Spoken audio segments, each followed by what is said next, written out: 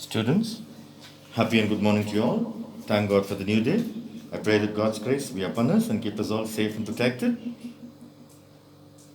Students, take supreme and sovereign care of yourself, and you see that you are purely and perfectly following the instructions of your dear parents.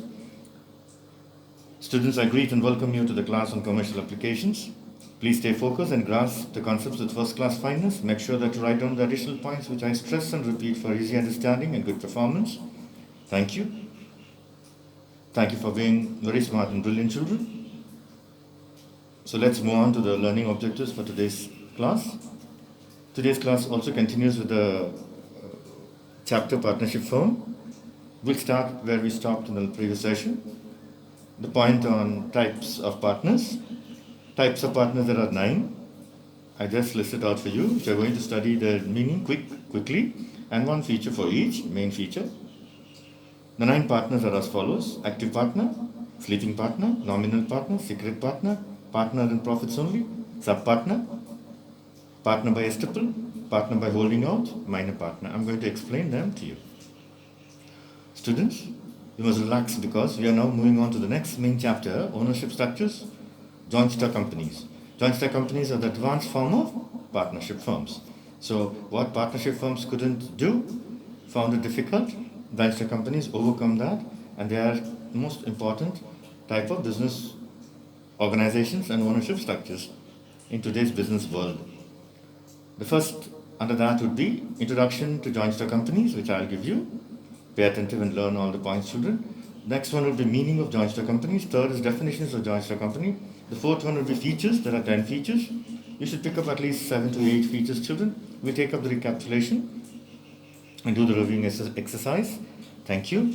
Please stay focused, children. Now we move on to the first important learning objective, types of partners. Types of partners. So there are many types of partners in the partnership firm. The various types of partners are given below. I told you there are 9. Some have got other names. You should know the other names as well. Active partner. Active partner is also called as actual or working partner. Sleeping partner. Sleeping partner is also called as dormant or financing partner. Third one, nominal partner, also called as fictitious, and partner in name only. Namesake. Namesake partners are called as nominal partners. The fourth one has got a secret partner. Fifth one is partner in profits only. Sixth one is sub-partners. Seventh one, partner by estoppel. Eighth is partner by holding out. And ninth is minor partner. Now we'll take up the meaning of each of them and one salient feature for each. Quickly, children, be attentive. First one, active, actual, working partner. So by the name itself you can understand, the partner who invests money in the business of the firm and participates in the conduct of the business, carrying out the business. All partners are deemed to be active partners. So what happens here? One more point you can add, children, quickly. Partner who contributes capital to the business and takes active part in the management.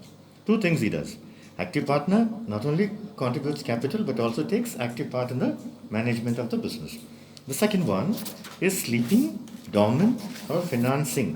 What is the meaning of dormant, children? Dormant is nothing but being inactive, lazy, inactive, and inoperative.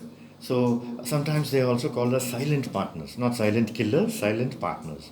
So what is the second type of partners, children? Sleeping, dormant, financing, inactive, inoperative, silent partners. Sleeping partners. Partners who merely contributes capital and shares the profit or losses of the firm, but do not take active part in the conduct of the management of the partnership business. Such partners are known to be to the outside world as a partner. They are not known to the outside world as a partner. So you must understand this, children. They contribute capital, but they do not take active part. That's why they're called as inactive partners. So please add one more point, children. Here, partners give capital to the firm, but they do not take part in the operation or activities of the business. So they are called as inactive, sleeping, dormant, or financing partner. The third one, nominal, fictitious. Fictitious, you know the meaning, children? Not real, not true, imaginary.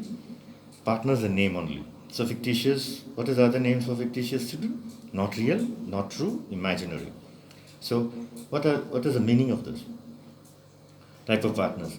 Partners who neither contribute capital nor share in the profit and losses of the firm, nor takes any active part in the conduct of the business of the firm. But what do then? They merely lend the name to the firm, lending the name. So just building up the reputation and name as treated as partner, giving the names. There are people who like that. So it's very important, children. Please make this note.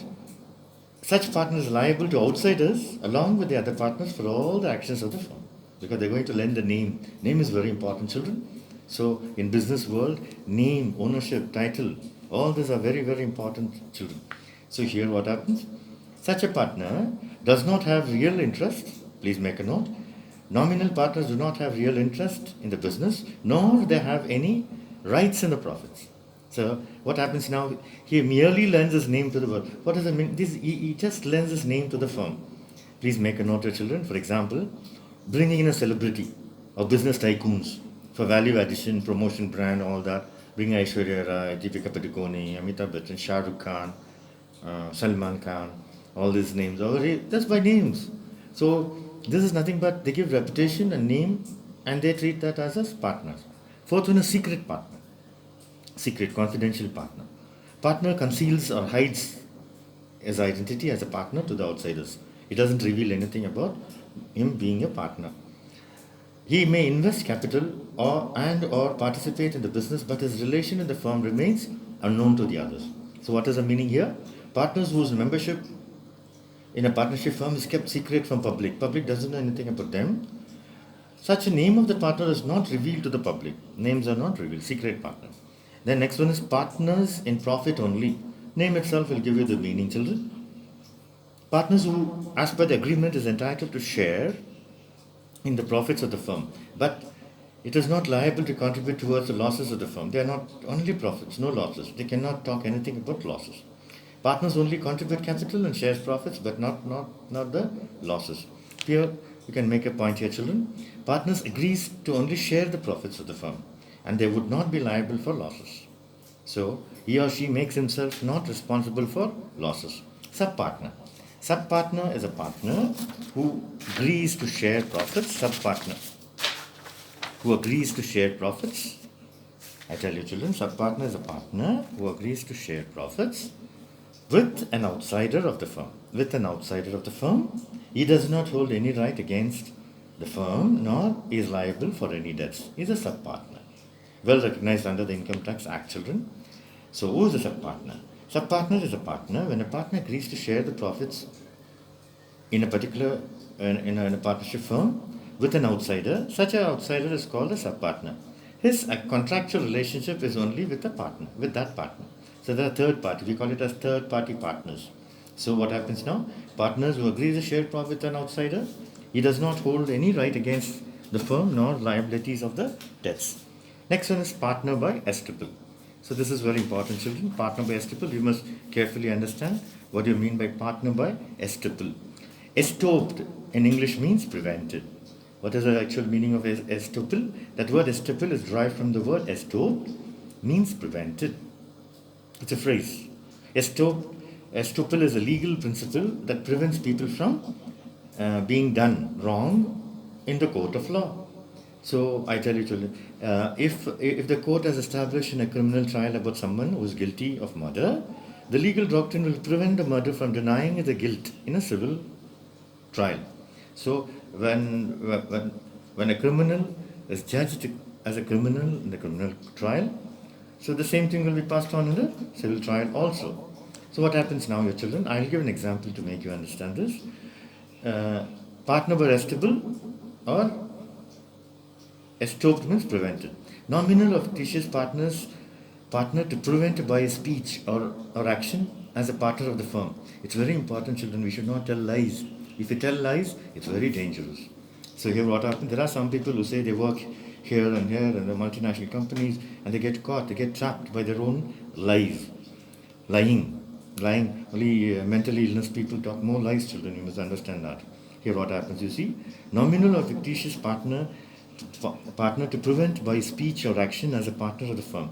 Such person is liable to those who had dealings with the firm under the impression, this is important, under the impression that he is really a partner. Such a partner is estopped, prevented from denying the consequences of his action. You cannot stop getting punished. So I tell you, children, lying can create problems. People get punished. Yes, it threatens people's self-worth. Trust is removed, children. All this can happen. So, partner by stipple is very important for you to understand. Here, what happens, children? You must understand. The one who is not actual partner but prevents himself to be a partner. This is not. Here, what happens?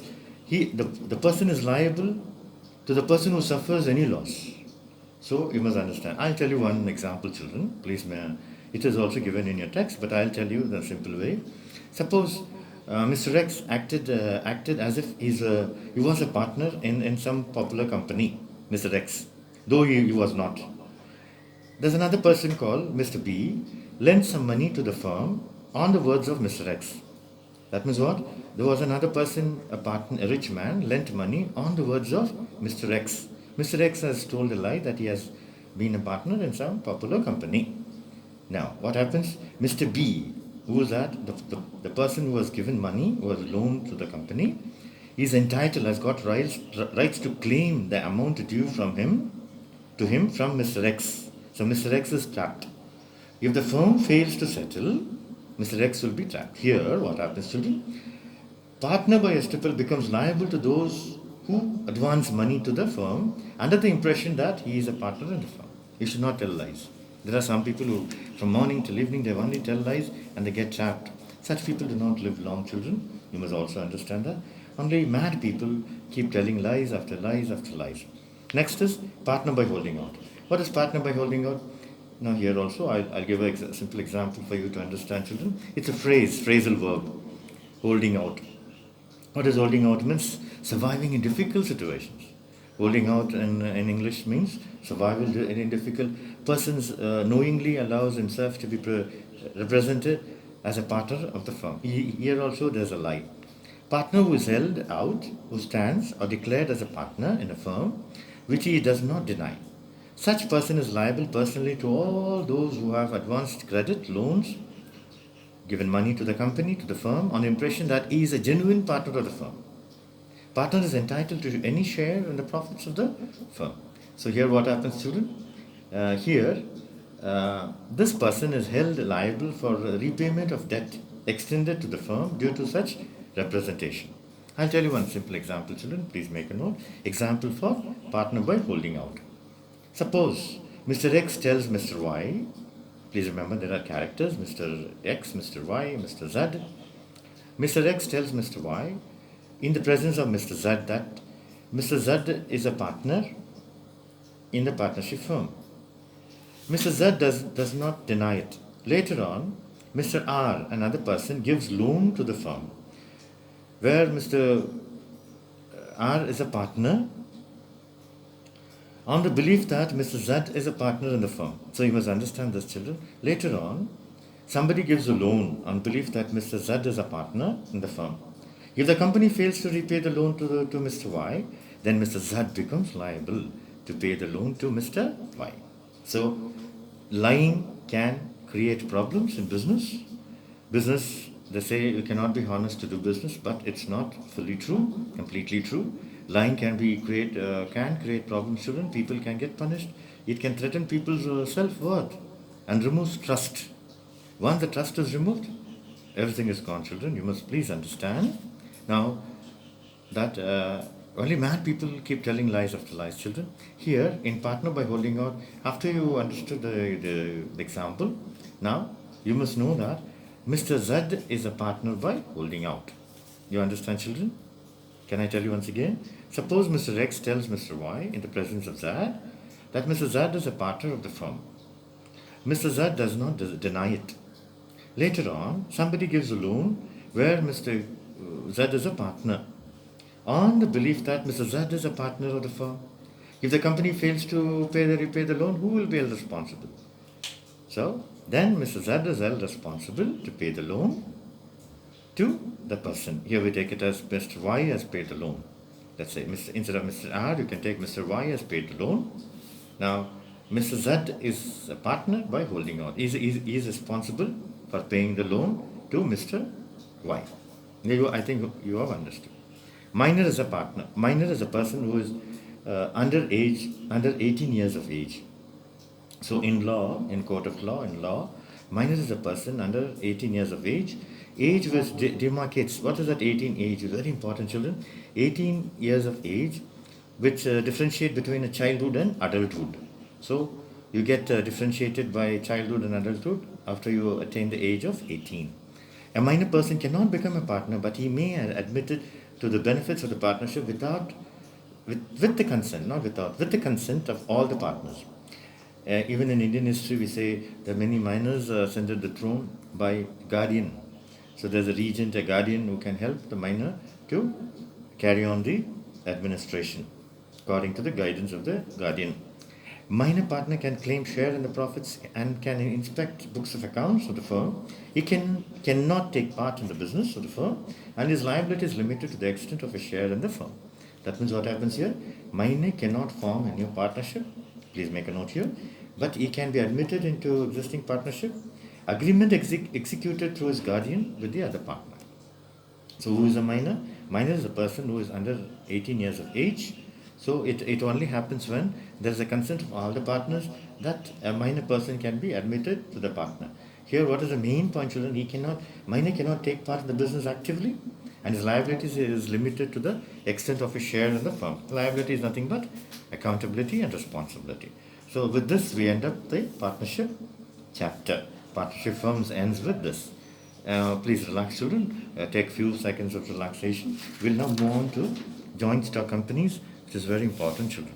Next, so all the drawbacks, all the difficulties of partnership firm is overcome by another ownership structure, business organization called as joint stock companies. So we are moving on to the next point here, joint stock companies. Please make a note here, children. Stock is nothing but assets and profits put together. All kind of properties, assets put together with profits called as stock. Joint stock company. This only will give you. So all the limitations of partnership, all the limitations of sole trading concern, all the limitations of joint in the family firm is removed by joint stock companies in our country as well. So what is the caption given under for joint stock company? You must memorize this, children. Men may come and men may go, but company goes on forever. I repeat, men may come and men may go, but companies goes on forever. Men may come and men may go, but company goes on forever. That is the caption for joint stock companies. We'll go to the introduction. Children, before I will just go to this, I will tell you can see the pictures here, joint stock company, many people join together. Got a lot of words given there, task, client, proposition, organization, corporate, venture, adventure, endeavor, all these kinds of joint stock company. So joint, many people, stock is nothing but all these assets and profits put together, business organization, companies. Children, you must know that. Joint stock company came into existence to overcome the limitations of sole trading concern and partnership. That means what? What is the main limitation of partnership? The need for huge capital, managerial ability, limited liability, absence of continuity. All this were there. So in order to overcome the limitations of partnership and sole proprietorship, joint stock companies come into picture. Joint stock company, you must understand, children, it is a kind of a no body, no soul. It's a person, artificial, invisible, intangible, and existing only in the eyes of law. It's a company. So it has a perpetual succession and a common seal. So whatever the limitations of sole trading concern is removed by joint stock company. Whatever the limitations of partnership firm is removed by joint stock companies. Let me go on to the introduction. The impact of industrial revolution. You all know, children, in industrial revolution there are two categories, children, that is between 1760 and 1840, very important period over the world, revolution. Not only industrial revolution, it revolutionized the civilization. Also, children, you must understand the impact of industrial revolution, the process of change from agrarian handicapped economy to machine manufacturing industries. So what are the two sections, children? Agrarian handicraft economy. What is agrarian? Cultivation of land, children, and making objects by hand. Making objects by hand is handicraft, and agrarian is nothing but cultivation of land. From that economy to machine manufacturing industries. So most advanced advanced of modern commercial structure is machine manufacturing industries. So, industrial revolution is responsible to convert agrarian handicraft economy into machine manufacturing industries. Industrial revolution made way to undertake business on a large scale, which helped the development of joint stock companies. In short, we call it as JSCOS, joint stock companies. The modern industrial and commercial development businesses has been mainly due to the growth of joint stock companies. Today's company, when you say just you utter the word company, it's joint stock company. What is the other word for joint stock company? Company. Company also means joint stock company. Joint stock companies placed huge sum of money and adequate managerial ability and skills. This is what missing in partnership. What were the things missing in a partnership I told you just now, children? Huge capital. There were no huge capital, lack of managerial skill, limited liability, absence of continuity. All these were problems. So, joint stock companies, considered to be an entity in the eyes of law, came into the picture. Joint stock companies has reduced the business risks, liabilities, losses through the principle of limited liability and contributed to the continued existence of perpetual existence. So, all the drawbacks of partnership, all the drawbacks of sole trading concern are removed by joint stock companies. So, what is the meaning of the word stock, children? Stock is nothing but assets, profits, properties put together. So, what is agrarian? Agrarian is nothing but cultivation, agricultural practices, and handicraft is nothing but making objects, articles, commodities by hand. From that economy to modern manufacturing, machine-made manufacturing industries. Next, we move on to the meaning of joint stock companies and definitions, children. There are two definitions given. First, we'll take up the meaning of joint stock companies and then we'll move on to the definitions, children, quickly. Meaning of joint stock companies. A joint stock company is a voluntary association. So you must understand, when I say voluntary, it's nothing but free will. So it is a voluntary association of persons registered as an independent entity under the Companies Act of 1950. Here you must know Companies Act. For partnership, I think you are still remembering Indian Partnership Act of 1932. For a joint stock company, you must remember Indian Companies Act of 1956. A joint stock company is a voluntary association of persons registered as an independent entity. What is independent entity, children? Separate entity. They are distinct and independent existence under the Companies Act. Members contribute to the capital, which is divided into shares. How is the capital made up of, children? Capital is nothing but assets and the property put together to run the business. So the capital is made up of shares and the liability is limited to the share capital members. So joint stock companies is an artificial person. This word artificial person is very important, children. In law, human person is called natural person. Is it right? But physical person. But non-human person in judicial word, we call it as artificial person. In Latin, they say persona ficta. Persona ficta is nothing but artificial person in the eyes of law, having a separate legal entity with perpetual succession and a common seal. What is perpetual, children? Never ending. So the existence goes on, and a common seal. That means what? You have an individual design or a stamp used as stamps for authorization. So these are the meanings. So let me read it out once. Joint stock company is a voluntary association of persons registered as an independent entity under the Companies Act of 1956. Members contribute to the capital, which is divided to shares, and their liability is limited to share capital. Joint stock company is an artificial person in the eyes of law, having separate legal entity. Members are different from company. Ownership is different from management and control, with perpetual succession and common seal. Definitions of joint stock company. There are two definitions given according to Professor Haney and according to Professor or Justice Lindley, Chief Justice Lindley. So we have taken only two important points, children. Definitions. Spelling here, children. One I remove, please. According to Professor Haney, a joint stock company is an incorporated association. Incorporated is nothing but registered association, which is artificial person. Again, I'm telling you, children, what is artificial person? In law, human person is called as natural or physical person. Non-human person, judicial person, we call it a judicial person. Other word for judicial person is artificial person. Created by law, having a separate legal entity with perpetual succession, existence, and a common seal. So this is what is important, children. Next, this gives the meaning of the word joint stock company. These two definitions put together will give the meaning and features of joint stock company. According to Justice Lindley, he says, A company is a voluntary, the company is nothing but joint stock company. A company is a voluntary association of many persons who contribute money or money's worth to a common stock. Common stock, I told you children, remember, assets, securities, shares, debentures, profits put together as stock, and employ and utilize it for a common capital of the company. These persons are members and shares are always transferable. So in partnerships, shares were not transferable. Here, shares are always transferable. So what are the two definitions here? Definition according to Haney and definition according to Justice Lindley.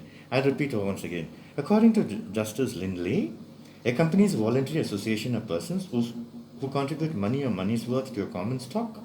Stock is nothing but assets, profits, shares, debentures, securities put together and utilize it for a common capital, common use of the company.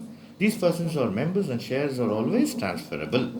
So the main features of next we are moving on to the main features, children. Today I'm going to only list out the main features, and next class I'm going to tell you all the features, children, quickly. Today I'm going to only list out the main features for you. What are the main features? There are 10, children, you should know at least 7 to 8. First one, joint stock company is a registered body. The second one, it has got a separate legal existence. Third one is it has got a perpetual succession, continued existence. Fourth one is limited liability. Fifth one is transferability of shares. Sixth one is common seal. Seventh one is separation of ownership and control. Eighth one is voluntary association. Ninth one is artificial legal person. And 10th one is statutory regulation and control. Students, I have listed out. Next class I'm going to take up the features, children, and give you the explanation for each of them owing to time slot. I think we have to close the sessions today, children. Please make a note that I regret that we have to close the session. Until next session, children, let every sunshine hold us from more promise on health and safety, and every sunset hold us God's blessings which go beyond our imagination. Children, let us stay safe, protected and motivated. God bless. Have a blessed day and blessed days to come. Thank you. Thank you.